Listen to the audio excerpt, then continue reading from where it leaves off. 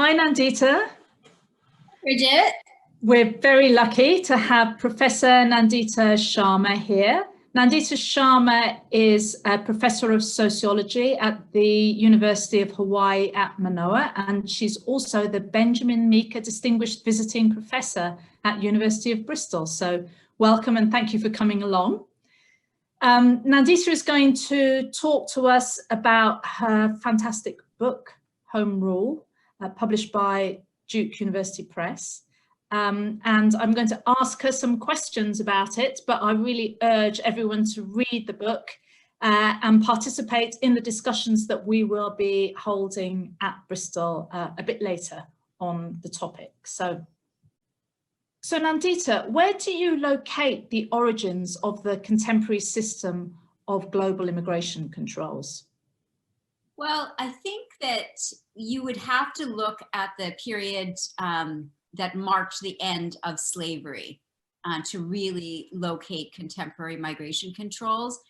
And just to preface that, obviously imperial states like the British Empire and other empires were very concerned about limiting people's mobility, but that can't be confused with immigration controls.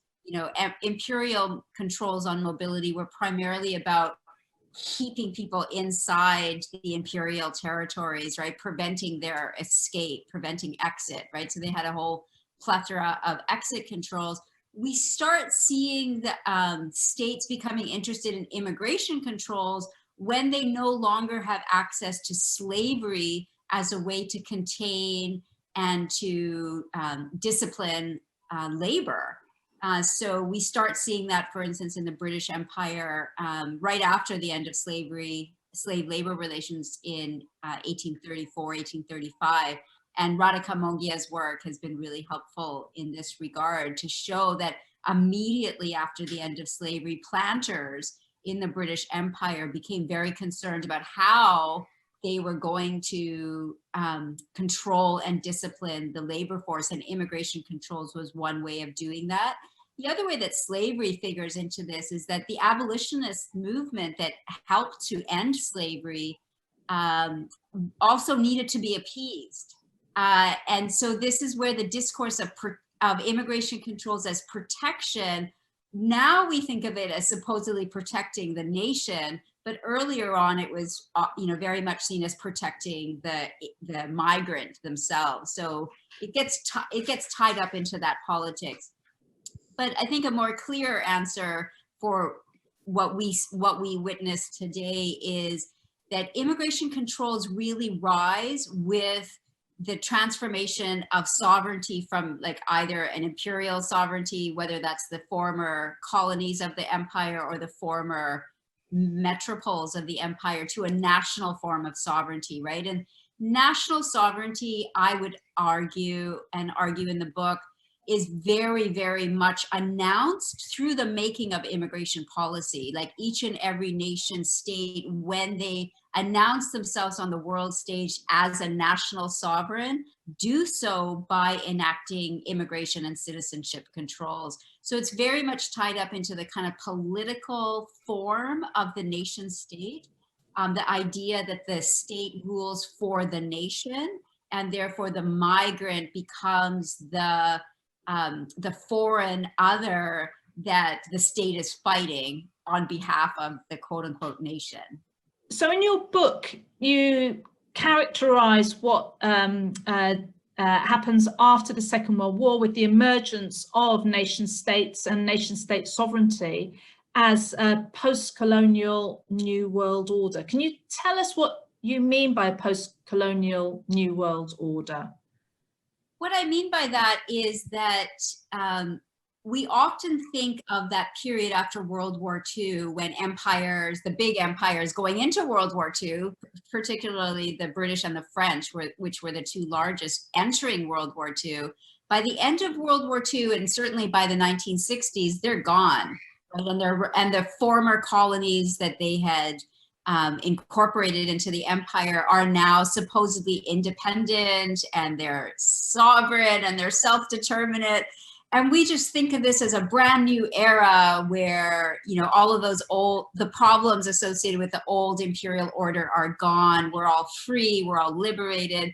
And I argue that instead of living up to the promises of liberty and we're going to get our land back and we're going to stop being exploited and we will have our dignity and no one can tell us what to do, and et cetera, we actually entered into a new system of ruling relationships that were actually very much based on the same sets of social practices: expropriation, exploitation, oppression, you know, denigration of people, et cetera, that we associated with imperialism. But for some reason, many of us were unable to see this as a system of ruling. So we were in a system where we were, again, having masters over us, but we imagined it as masterless. So I was really interested in how nationalism and this promise of national sovereignty and national liberation both organized these sets of very problematic practices that ended all hope of freedom, but also concealed them from us. So, you know, global, like, capitalism expanded after World War II. You know, it didn't contract, it expanded. More and more of us were brought into capitalist social relationships. And it was done through national sovereigns, through the global system of nation states. And I think we continue to not really be able to make sense of it, right? Because many of us still see the nation state as what defends us from global capital instead of what delivers us to global capital. So I use the term post-colonial New World Order to draw attention to the fact that this is a system of ruling relationships founded on a global system of national sovereigns. So are there key moments or powers or institutions you think that guide its emergence? Well, certainly, you know, we know that it was the era, you know, right after World War II is the era of Pax Americana, right? And I think we misread that era as a new imperial era, right? We talk about the US empire and we talk about US imperialism, but I think that is a big mistake. Actually, the US came to be on the top of a global system of nation states. And perhaps we can't see that because of this myth of national sovereignty leading to self-determination, which obviously it does not. The US was very, very interested in national sovereignty, and arguably in 1941, when it had the UK, the British Empire over a barrel, right? The Nazis were blitzing London, they had already occupied France, and all of a sudden Churchill is going to Roosevelt, you know, kind of cap in hand, saying, we need your help, the US, we need your financial help, ideally your military help, which came later.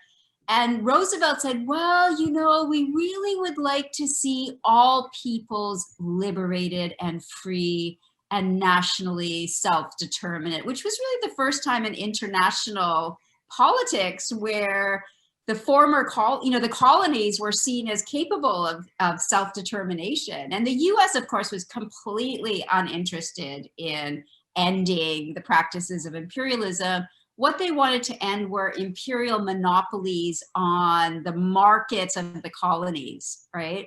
And the nation's national self-determination opened that up. So now the US could just negotiate is a nice word, with individual national sovereign states and mobilize their capital through that, right? So that's clearly a marker of it. And then, of course, the United States was central, coined the term the United Nations, right? That was a Roosevelt term, the United Nations. And the United Nations hosted the Bretton Woods conference, which, you know, gave rise to the major institutions of the post-colonial New World Order, which was the United Nations first and foremost, which enshrined in international law that every nation had a right to self-determination, which, you know, set this fury of activity, like we all have to be nations now, right, in order to have power. And secondly, the International Monetary Fund, Fund, the World Bank, the Global Agreement on Trades and Tariffs, which became the WTO later on, all of those big institutions that controlled finance, that were able to cajole nationally sovereign states into doing the bidding of global capitalism, much of it headquartered in the United States. Those are the big institutions. So you've given us a kind of great broad brushstroke. But in your book, you really kind of burrow down into some of the detail about the development of particular states and their and the ways in which, when they threw off the colonial yoke, they then developed their own immigration and citizenship policies. I wondered if you could give us a couple of examples that kind of actually show us how this process that you're describing worked. Well, you can see that the rise of immigration policies marks the shift in the form of state power, right? From either colonial rule to national rule, or imperial rule to national rule. So one example, for instance, is the United States. The United States is often seen as somehow being a nation state from its inception, which I argue in the book is incorrect, right? The US was trying to become an imperial state, from the late 18th century. And it succeeded in various ways. Certainly from 1776 with the Declaration of Independence, it successfully colonized the continent, the continental United States, right? Like, it started with these 13 colonies and then expanded westward and southward to become what we now think of as the continental United States. So that first and foremost. But it soon came to realize that as an imperial state, it was not able to compete with the British Empire, the French Empire, the Dutch, et cetera, et cetera. And at the same time, there were internal pressures from within the United States that were nationalist kind of politics, right? So the first immigration policy in the United States is 1875. So that's a full century after the Declaration of Independence. And I argue in the book that that marks the shift of sovereignty in the United States to a national sovereignty. And that's when you start seeing that rather than trying to encourage migration into the United States, they start slowly by limiting it. And they start limiting it first and foremost against Chinese coolies, quote unquote, and wayward women, right? So these two tropes that we still see in immigration policy today, the negatively racialized other and the non-complying gendered subject, are two of the main focuses of immigration policy. And we start seeing in the United States, which was amongst the first countries amongst the first nation states in the world, certainly one of the first to implement immigration controls, we start seeing the successive intensification of who the foreign other is, an expansion of whose mobility is going to be controlled going into World War I. And by the time we come out of World War II, it's firmly set in stone that immigration policy is going to determine the limits of the US nation. But in the process, people were still coming to the United States, but they were coming with very, very now subordinated statuses, right? And this kind of unwanted character in their kind of social relationships with other people in the United States, which served beautifully to make their labor power cheaper in the US labor market, and also to shore up this idea that the nation state was protecting the nation against these, by treating these foreign others terribly. It was kind of shoring up the idea that the nation state actually was for the members of the nation. So that's one example. It's just the United States' use of immigration policy. Thanks, Nandita. But don't ideas of territory predate the nation state? I mean, you've just given the example of the United States. Well, what about indigenous national sovereignty?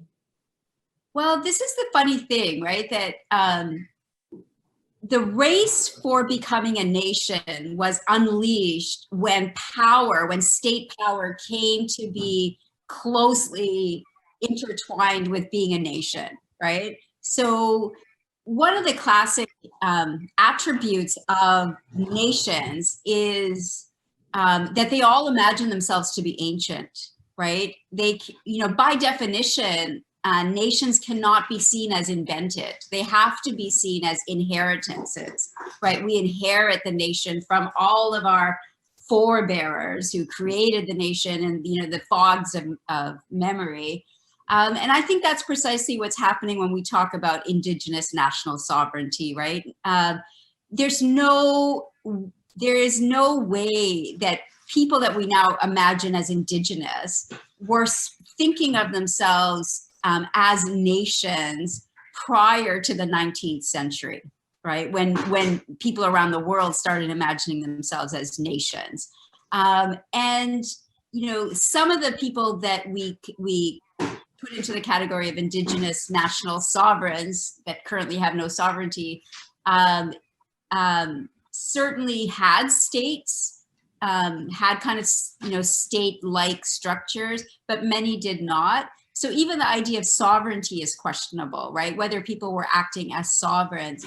So I think to get to that problematic, I think we need to make a distinction between land and territory, right? Which I think gets collapsed when we think of Indigenous national sovereignty or any national sovereignty. We tend to think of territory as the same as land, and it is not. Land is what gives us life, right? Like land is the basis of subsistence. Without land, you are not going to be self-sufficient. It's impossible. Land, I also mean air and water, of course. But territory is state control over land, right? That's when land becomes territory.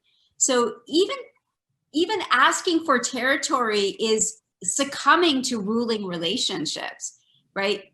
Getting territory doesn't give you freedom. It gives you a new sovereign, right? So I think we need to distinguish and actually return to an idea of what we need is land, not what we need is national sovereignty over territory. And I think national Indigenous sovereignty movements are standing in the way of that, right? Because we largely see them as legitimate. We see these movements of oppressed people who need to be free and whose freedom we support.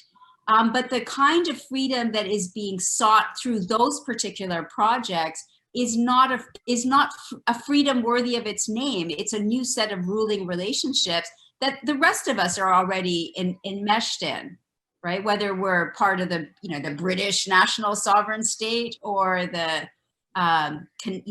American national sovereign state, it doesn't get you outside of those ruling relationships. And most importantly, it never gets your land back, right? Nowhere in the world have national sovereigns given people the land back.